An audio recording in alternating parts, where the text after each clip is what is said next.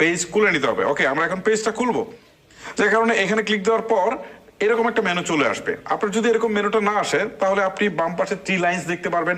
এই 3 লাইন্সে ক্লিক দেওয়ার পর এটা মাস্ট প্লে আসবে। আসার পর আপনি যে কাজটা করবেন, এখান থেকে জাস্ট পেজেস অপশনটা আপনি খুঁজে বের করবেন। ওকে, দেখেন আমার এটা এখানে নাই, আমি সি মোরে ক্লিক করছি।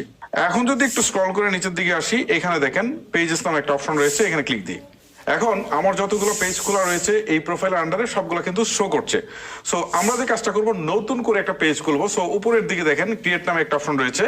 অনেকেরই উপরের দিকে একটা প্লাস আইকন থাকবে। আসলে ফেসবুক এক একজনকে এক একভাবে আসলে দেয়, এখানে বোঝানোটা খুব মুশকিল।